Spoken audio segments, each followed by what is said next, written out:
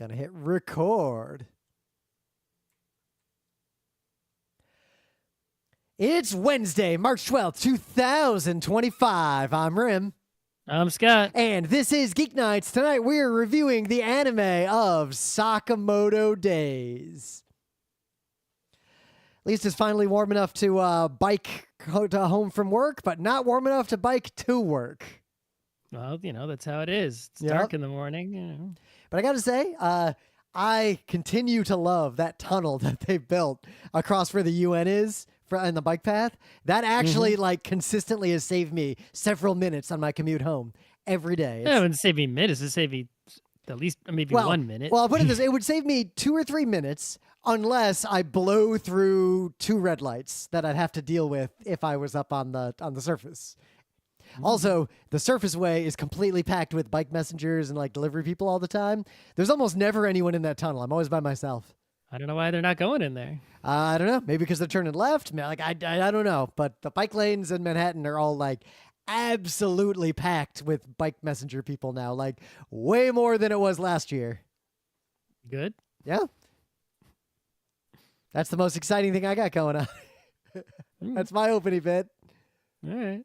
I mean, I got some stuff going on, but I'll save it for next week, I guess. Oh, there was a big film shoot for something. I don't know what it was, but I see all my coworkers suddenly go to the window and they're like, "Oh shit, there's something going on down there." And I look down the window and from the 17th floor and I see there is a car and it is covered in blood. The windshield is covered in blood. And and there is a bike embedded in the car, and there's a guy laying there, and he looks like he's dead. There's a bunch of people standing around in a giant crowd. My coworkers do not seem to realize this is a film shoot yet. I mean, it's obvious to me because, one, I see 3 people with microphone booms, and I see cameramen, and I see the production assistants standing around on the side. But I guess that stuff is just invisible to normal people. Yeah, I mean, usually film shoots in the city are really boring. It's there's nothing to see. It's just oh, they're shooting something. And even if they're shooting something fancy, it's you're on this, but you can't participate. What do you think? Yeah. It's you can't, maybe you can see, if you're lucky, a famous person or semi-famous person from afar. It's that's about it. That's right. If they happen to walk out of a trailer and into the ones that happen by my my office, right in Midtown by Grand Central, are usually a lot of times I've gotten to see explosions and pyrotechnics. That's what I was about to say. Is the only good ones is when it's maybe a higher budget production, like a movie, an action movie, and they've got they redo the street to be a set of old timiness. Way back I was in London and I was walking down the street and they had put this carpet on the street. They blocked off this huge street, a huge area to cars, and they'd put this carpet fabric on the entire street that looked from a distance like cobblestones. But up close, it looked like the shittiest, plastikiest garbage, but that's the magic of cinema. Yeah. But yeah, stuff like that. Or they make the street look like it's 1960 something and they they blow something up or that's when it's exciting when there's a film set. Otherwise, boring. So we're looking down and I'm just guys, it's a film shoot. There's the production assistants. That's the and then everyone's well, where are the cameras? And I was see that guy? That's the running gun. See that guy? That's the main camera. And then one of the older people who's there, he just looks up and he's how the fuck do you know all this? It's common sense. You just look at it and see what the people are doing. What do you think? No one's panicking down there, and there's giant microphones on booms everywhere. What? I mean, if I am hit by a car in an explosion of blood, and there happen to be film crews and microphone booms live there, why are there no sirens going wee woo wee? Yeah, why is the crowd just kind of gawking and taking pictures, and no one's freaking out? So yeah, anyway, guess we'll go to the news. So some pretty big news in the animation world. So Flow, which is a fantastic movie. I highly recommend you see it. See it in the theater if you can because it's beautiful. It won the Oscar for animated feature, which is a big deal because the Oscars, as we've talked about on Geek Nights, I'm not going to belabor the point, the people who vote for the animated stuff in the Oscars tend to not watch them and tend to vote for the Disney thing and don't really give a shit. I mean, people tend to not watch, even for the other categories, people don't watch. But animation, best animated feature, and is like one of the least well judged categories, Yeah. right? Like the way the Oscars are adjudicated is basically garbage, and people will often just like look at the list, not watch any of them, and just like pick the Disney film or whatever, Yep. right? I will Like the one that they've never, heard of. it lives rent free in my head. The direct quote from an actual Academy member who said they voted for, I think, some Disney movie instead of that Chinese movie about the otter, the South. They said something like that. They were talking about Song of the Sea, and they referred to it as a Chinese movie because I guess they assume animated features Ireland is are, in China now, I guess. I guess they assume animated China features will be happy to hear that. They would love to annex Ireland. right? Man, I feel like that gets real close to the conversation we were having in our Discord about how all conversations are politics these days. I'm just saying. Yeah. But Flow 1 deserved the Oscar. This movie is fantastic. It's wordless. It's just about a cat trying to survive the apocalypse with a few other animals. I have a lot to say about it. I feel like we should do a review of it at some point. It's there's a lot going on. It's absolutely beautiful. But two other noteworthy things about it. One, this is a Latvian film, and this is the first time a Latvian film has ever won an Oscar. It's super, super rare in any category for the Academy to give an award to like a not Hollywood film. Yep. It's like Parasite was a big deal, right? Which is a Korean film. It was a huge deal. And it's like, it's like for all that they, all the film nerds like praise like the French cinema and the Italian cinema and all that. It's like, and the Kurosawas and it's like they don't give the Oscars to those other countries. They give them all to Hollywood, like, for decades. And so, to give any category, even the much ignored animation category, to from a Latvia, like a country not already issued a stamp commemorating that this happened. They should. That's I think people who are from big countries like us in the United States, right? It's like I didn't realize this for a long time until I started watching media from small countries. Like things that are not a big deal at all in the US, right, are like incredible in a small country. Well, like right? Olympic gold medals. The U.S. is a country that's like, well, we won 37 so far, and the Soviets only got 29, so we're winning. There are countries where, like, a person got to even go to the Olympics and got bronze, and that is like a national celebration because, like, that's amazing. Right. Well, I mean, think about it. It's like the Little League World Series. Most people in the world, especially the U.S., couldn't tell you which country won what year, right? But my town won the Little League World Series, right? With Rangers GM Chris Jury was on that team. And when I was, young, and it was a big, enormous deal in the town, right? For a few tens of thousands of people, hardly that many people. For that town to win the Little League World Series was an enormous deal, right? Because, the scope of the thing, the achievement was big relative to the population of the people who had, the community that had succeeded. And so when the population of the United States is so big, right, or China or whatever other giant country you're from, for the whole nation to collectively give a shit, the achievement has to be enormous, right? But when your country is like the population of, say, New York State, or even smaller, right? It's like a smaller achievement is a huge deal. So, well, here, for Canada, Latvia, a small country, to win an Academy Award, right, is an enormous deal. Well, think of it this way. Look at ice hockey, right? The NHL. It's just the U.S. and Canada. Like, it's only in two countries. So an American team, somewhere in America wins the Stanley Cup every year, and we've won it every year since 1993. Like, there's always a Stanley Cup happening, to the point that unless you live in the place that actually won it specifically, no one really cares. Yeah. So the other notable thing about this movie is that Flow was made entirely in Blender.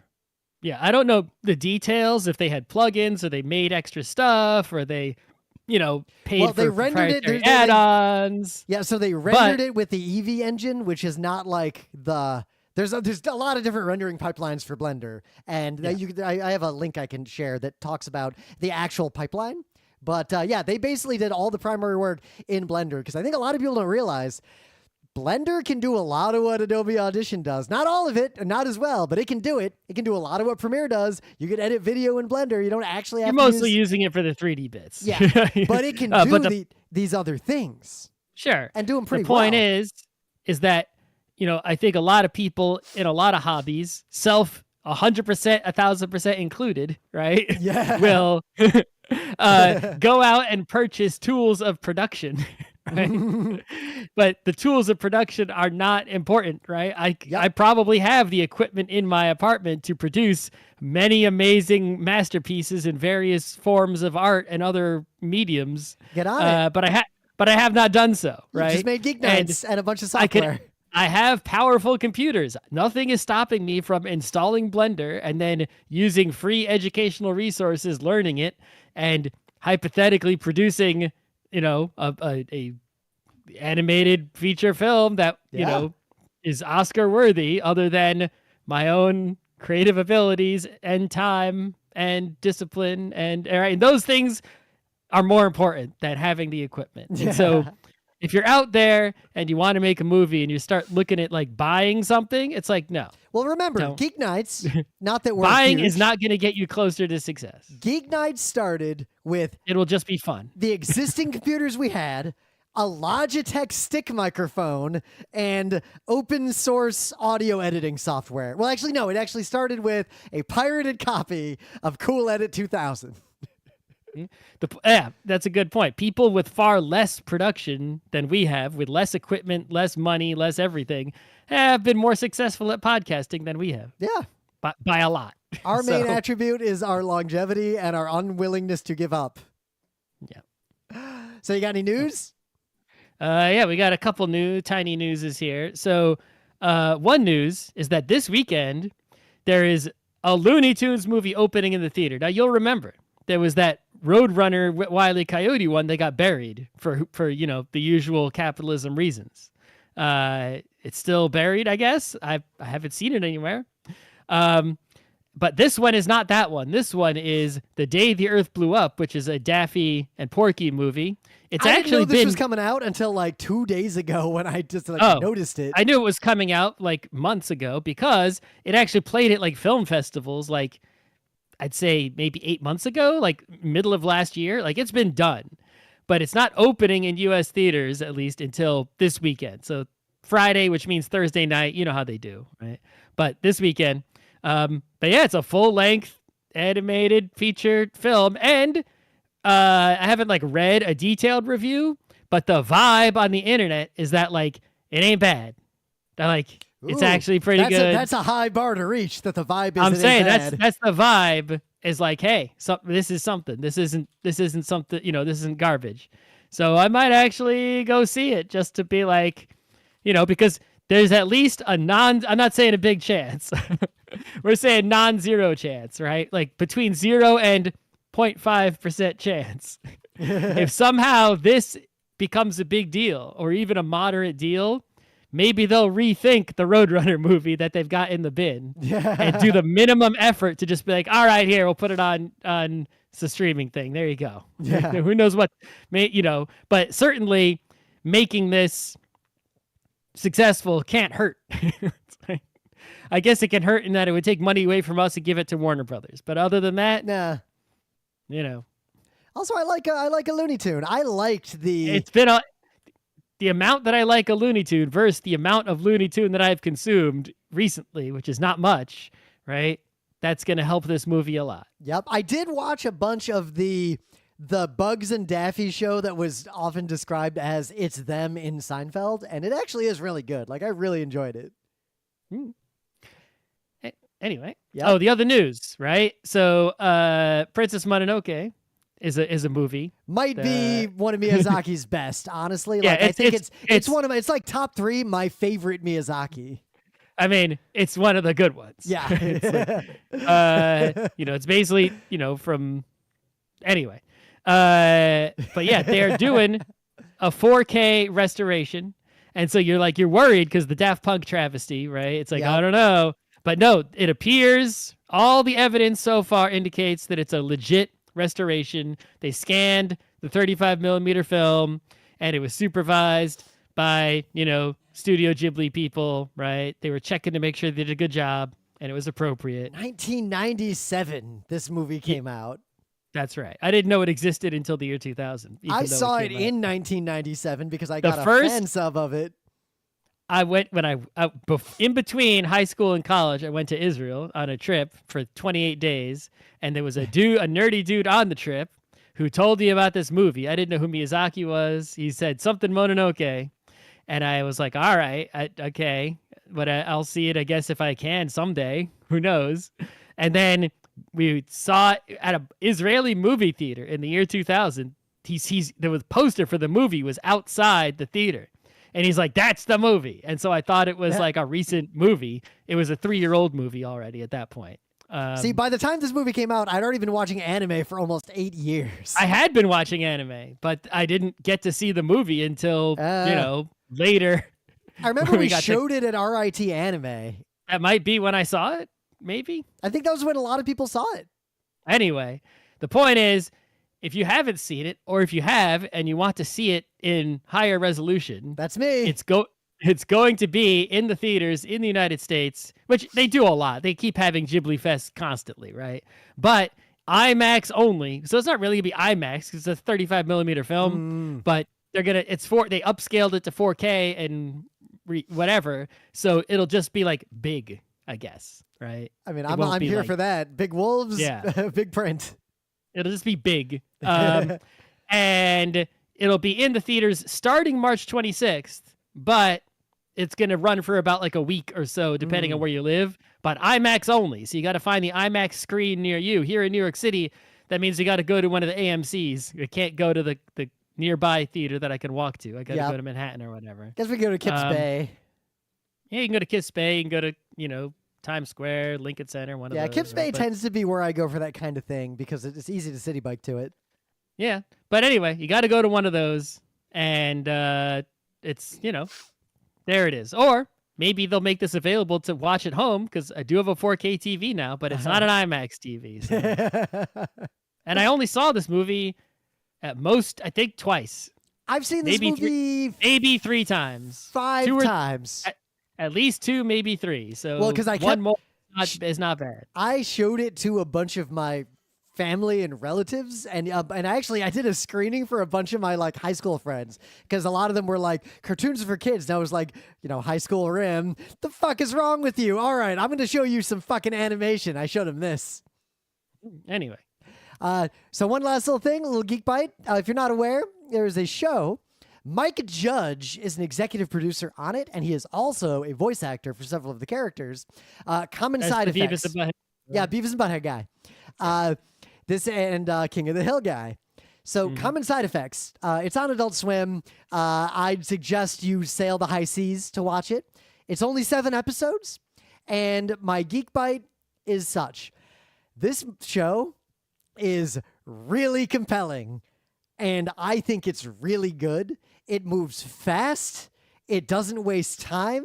It reminds me of the times when I would watch a show that I didn't really know what to expect, and then every time an episode ends, I just want to watch the next episode right away. And if I run out of episodes to watch, I go, well, shit.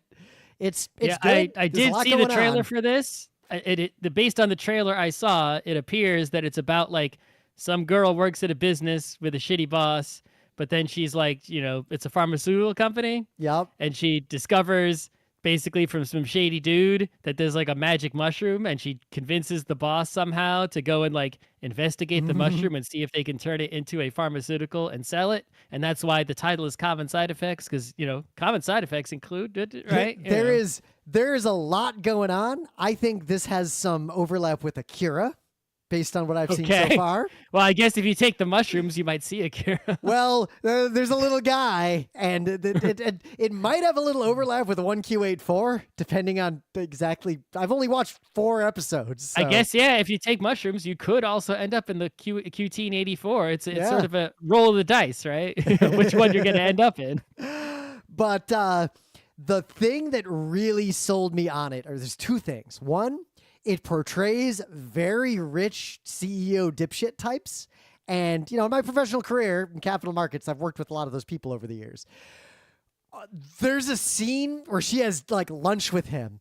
And I swear to God, I have had lunches with rich people that are almost exactly like that, including Squid Ink specifically. Like, good God. Yeah, this is what they're like. Oh, yeah. I think that was in the trailer, maybe? Yeah. I don't remember. But that makes sense because you have to imagine Mike Judge and company are people who have met like, Hollywood executive types, but TV executives. It's someone who has met those types of executives, but also is the creator of Beavis and Butthead and thus understands something about humanity and society.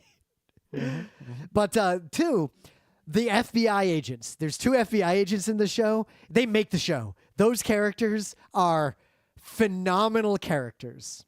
And I recommend watching this show. I imagine we'll review it at some point. I'll review it if Scott doesn't watch it. It's real good. And it's short. The trailer seemed all right, but usually I don't like those adult swimmy type of shows. You know what? Forget the trailer. So it's funny. They released a trailer that's more like a traditional trailer, but earlier they released a teaser that was better. All the teaser does is show you one scene from the show, and then it basically cuts to a scene of the two FBI agents. I'm just singing the song that you all know from the movie Beetlejuice, and I was sold from that, not the trailer that they released that was a proper trailer. Okay. Anyway, things of the day. All I got, I'm annoyed that this is uploaded to YouTube as a short. There is no other source. I can't find any source of this video except this uploaded short, but it's a really, really short sort of animated music video, or at least an animation that has backing music to it, and it's about a magical creature in an elevator, and it's really good, and the animation's great, and I don't know what this is from or anything. Okay. You could have researched to find out, but you didn't. I did. Anyway. I did a cursory Googling and found very little. So this website that is my thing of the day, which is vietgd.com, is a collection of Vietnamese graphic design, as the URL would suggest. When you visit the website, a pop-up comes up, right? And it says, "Thank you for your recent love on Vietnamese graphic design. I am overwhelmed by the recent support in this project." So clearly word got out about this. So you may have seen it. But anyway, however, please be highly aware that translations or information may be inaccurate. The collection is run by a full-time graduate student who is of Vietnamese heritage, but does not speak Vietnamese. At the moment, I'm trying to determine my next steps. My time has been extremely limited in the past year. I mean, graduate student, yeah. So I'm aware of potentially spreading false information about Vietnamese culture and history. The contents of the collection are extremely limited in scope because I haven't had time to add to the collection. They have a big backlog of things to add, exclamation point. And so, yeah, this is a really fascinating site because Vietnamese graphic design in general is, really awesome to look at. And, people who aren't, I guess, in Vietnam, you don't see it that often.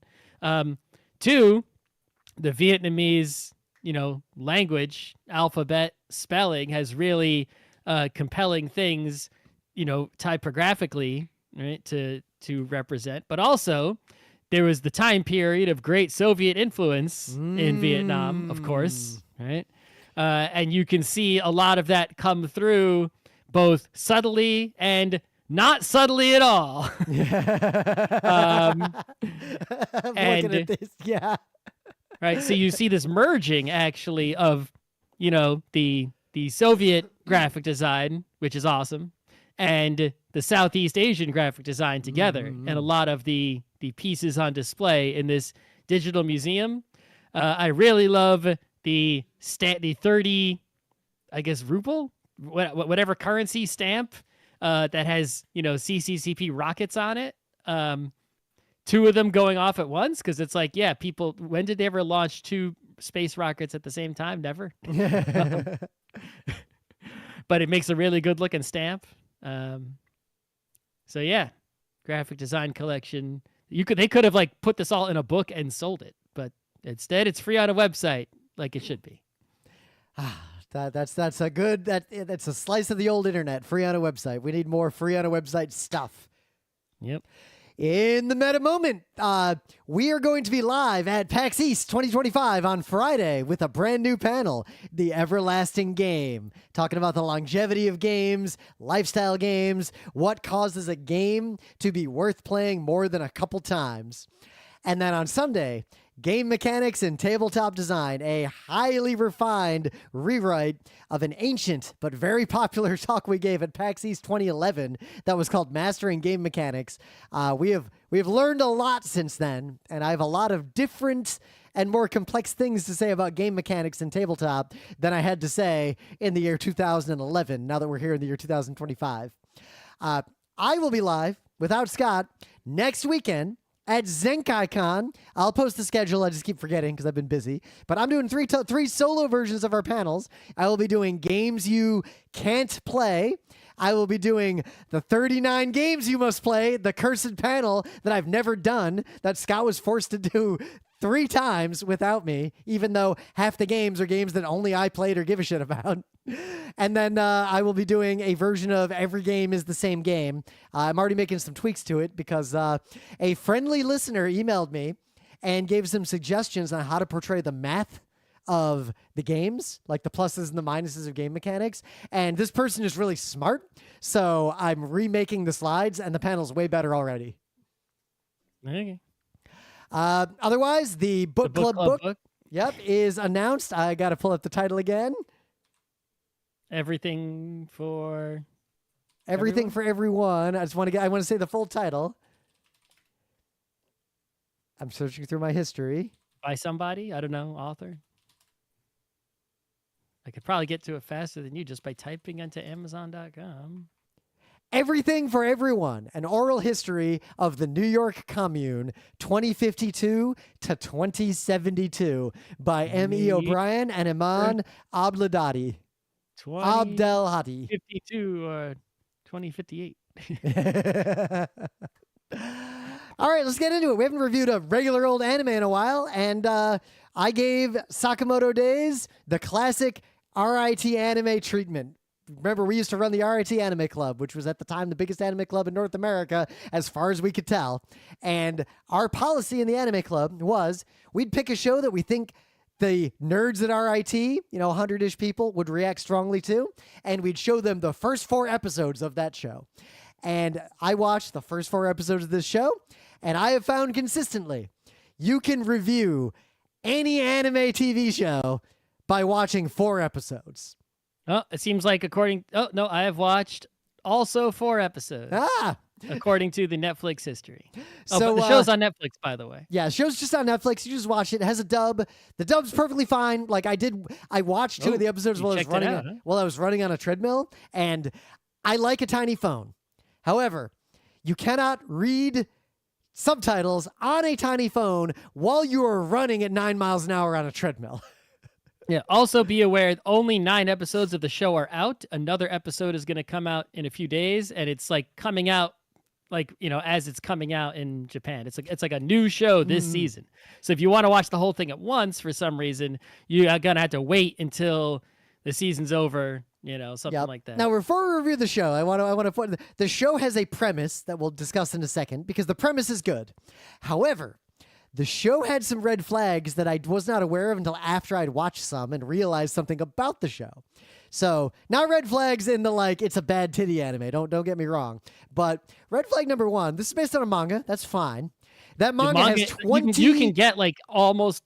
I don't know if the manga's done, but you can get a ton of volumes in English. The manga is not done, and it is 21 volumes so far. Okay, but I think you can get at least 16 of the volumes in English, I think, already. So if you want to read it instead, you can go down that route. So after I'd watched the show and I was ready to review of it, we were over at a friend's house last weekend, and I mentioned, we watched some Sakamoto Days. We're going to do a show. And our friend said, I was thinking about watching that, but I was worried that it was actually just a shonen fighting show. And I was like, it turns out it is just a shonen fighting show. Why did you think that? And our friend said it got way too popular way too quickly. And anytime a show has a good premise and gets really popular really quickly, it's always either a bad isekai show or a shonen fighting show. And you know what? I don't think this person is wrong. No, not at all. So the show was like the most looked forward to show this season by, I guess, normal anime people, right? And I can see why. I mean, the premise, you got the baddest ass, hottest assassin in the history of the mafia. Think Spike Spiegel, but like didn't lose in the end. Yeah, no, this is even more badass. Yeah. This is like, like the ultimate coolest looking, strongest, best ever dude. Like right? this guy would win a fight against the protagonist from Noir and look cool doing it. Like the best assassin in the world. This assassin has left this life and has retired to be a fat, happy, old, and I say old in quotes, proprietor of a convenience store with his lovely wife and his charming family.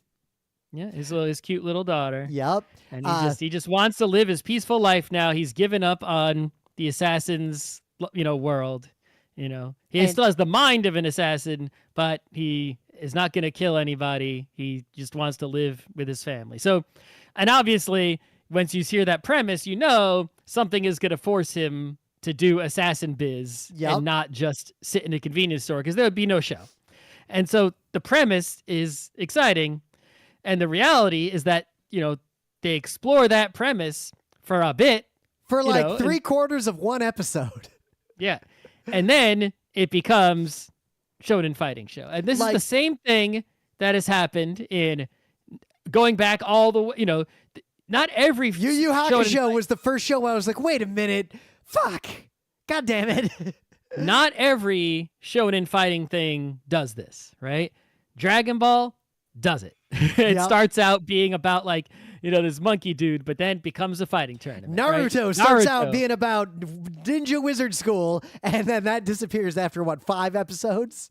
Right. One Piece is a bit different in that, at least the One Piece that I've read and watched, it sort of has this back and forth syndrome where it has its premise that's strong, then it ends up into a fighting part, and then after the fighting part, it goes back to the premise and is good again, and it sort of goes in and out like that, where instead of just being stuck in the fighting, right? Fist of the North Star kind of has the problem, but the fights are over so quickly that it has to fill the rest of the time with the premise of, justice and society in a Mad Max world and such, right? Because the fighting, if it just does fighting for, it won't last very long. I think the one that is most comparable to Sakamoto Days is One Punch Man, right? Because One Punch Man is about this premise of a dude who is super powerful, right? Amazingly powerful, but just wants to chill, right? And no one even knows he's that powerful. But then he's drawn into it, right? It's super in alignment. And then One Punch Man does become super fighting show, and to where it's like it just keeps bringing in characters, and it's hardly even about the main character anymore. And Sakamoto Days goes down that exact same road so fast. And the worst part is the first episode, the premise is there, and then there's fights. But the choreography of that first fight is really good. Like when he's in the convenience store and he shoots the gumball at the assassin, it was a really well-staged, fun fight. And I was here for that show still. Wow, look at this ancient, chubby dude being the baddest ass assassin in the world, even though he's not actually that old, which is just... it's just fun. Right? It's fun. But it's then the second episode, he gets attacked by 2 anime villains who say the names of their different kinds of attacks, and the choreography of the animation of the fights goes from an amazing noir style fight to stand there and shout words with effects. There's no more fight choreography. It's just the fight and the attacks, and the show just falls off a cliff real hard.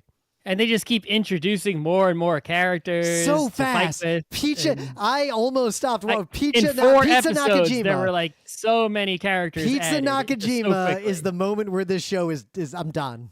I did not care about Pizza Nakajima. Yeah. It's also worth noting, right? I don't know what the art in the manga looks like, but in the anime, some of the character designs, specifically Psychic Guy, it's like, what is up with like his neck and face shape? It looks like the person who drew him. Sorry to the person who can draw way better than me still, but like it looks like from one of those bad how to draw anime books.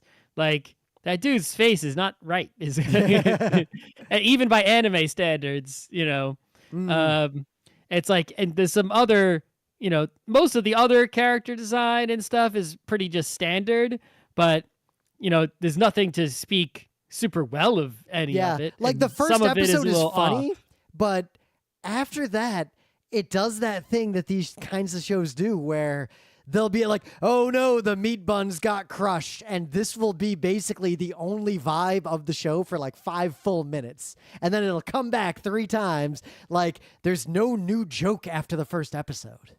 And to top it all off, it isn't even just shonen fighting with assassins.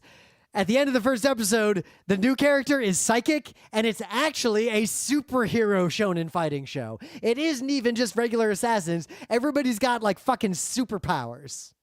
Yep, they could. It would have been, I think, cooler. It's like, it's okay if someone does things that are, unrealistic. Like right? Spike Spiegel is a good example as a character from Cowboy Bebop. He's not magic, but if a human being engaged in the kinds of fights that Spike Spiegel gets in, they would die. Yeah.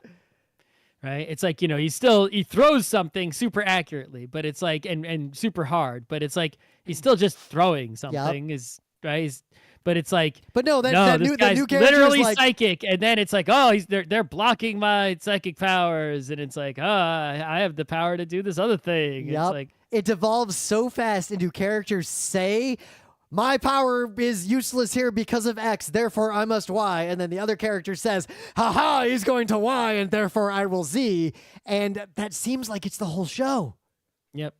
Now, technically, this is not an isekai show, right? No. And everyone knows there's a plague that's been going on for many years now where so many anime are isekai. If you don't know what that is, because I guess you're not deep in anime poisoning, it's basically a show where someone is taken to another universe or world and they're put into a weird scenario, right? Like, and most of them have to do with MMORPGs, right? So, oh no, I've been taken to this MMO land instead of the real world, and I killed, one of them I just remember the name of is like, I killed slimes for like 100 years and I became too strong, right?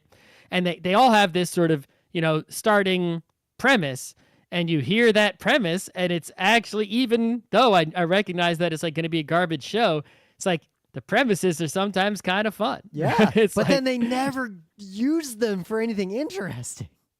Right. It's only used as like a hook to be like the start of the show, and then it becomes formulaic nonsense. Now compare afterwards. the opposite. Dungeon Meshi, delicious in dungeon. Oh, they go into the dungeon and then they eat the things in the dungeon so they can go even deeper into the dungeon, and it's going to be like a cooking show.